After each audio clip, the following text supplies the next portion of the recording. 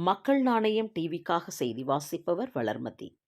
தமிழ்நாடு தோட்டக்கலை அலுவலர்கள் நல சங்கம் மற்றும் தமிழ்நாடு உதவி தோட்டக்கலை அலுவலர்கள் சங்கம் இணைந்து தமிழ்நாடு அரசு பிறப்பித்த உழவர் அலுவலர் தொடர்பு திட்டத்தை ரத்து செய்ய கோரி சென்னை சேப்பாக்கம் எழிலக வளாகத்தில் அமைந்துள்ள தோட்டக்கலை இயக்குனர் அலுவலகம் முன்பு பெரும் திரள் முறையீட்டு ஆர்ப்பாட்டம் நடைபெற்றது.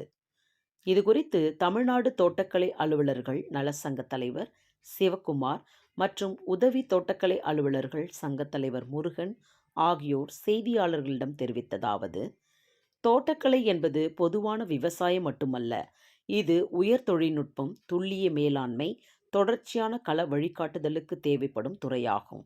இத்துறை உதயமான நாள் முதல் மேம்படுத்தப்பட்ட தோட்டக்கலை சாகுபடி தொழில்நுட்பங்களாக இயங்குகிறது. மாறாக, அரசால் முன்வைக்கப்பட்ட கள அலுவலர்கள் ஒருங்கிணைப்பு என்ற பெயரில் தோட்டக்கலைத்துறையின் தனித்துவத்தை அழிக்கும் திட்டமாக உள்ளது.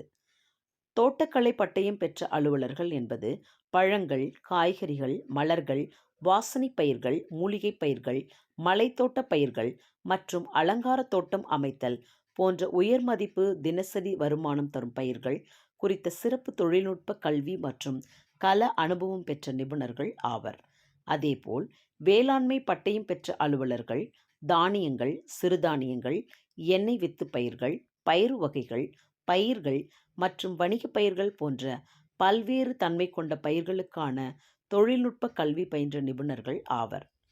இது முற்றிலும் வேறுபட்ட தொழில்நுட்ப துறைகளை UATT 2.0 என்ற பெயரில் ஒரே அலுவலராக இணைக்கும் போது லட்சக்கணக்கான சிறு மற்றும் குறு விவசாயிகள் தினசரி வருமானத்திற்காக சாகுபடி செய்யும் பூக்கள், காய்கறிகள் மற்றும் பழங்கள் போன்ற தோட்டக்கலை பயிர்களுக்கு முழுமையான, துல்லியமான மற்றும் காலத்திற்கு ஏற்ற தொழில்நுட்ப வழிகாட்டுதலை வழங்க இயலாத நிலை உருவாகும்.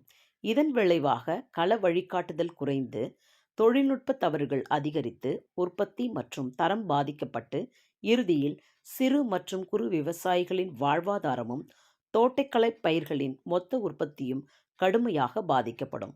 இதனால் துறை சார்ந்த நிபுணர்கள் தங்கள் துறையை முழுமையாக செயல்படுத்த முடியாத நிலை உருவாகும். உழவர்களுக்கு தேவையான சரியான, துல்லியமான தொழில்நுட்ப வழிகாட்டுதல் கிடைக்காது. மேலும் இரு துறைகளின் கள அலுவலர்கள் பொதுவான ஆலோசகர்களாக மாற்றப்படுவதால் தவறான அல்லது முழுமையற்ற ஆலோசனைகள் வழங்கப்பட்டு உழவர்களின் விளைச்சலும் வருமானமும் நேரடியாக பாதிக்கப்படும் என்றார். செய்தியாளர் அசோகன் பாப்பையன். நியூஸை லைக் பண்ணுங்க, ஷேர் பண்ணுங்க, சப்ஸ்கிரைப் பண்ணுங்க. நன்றி.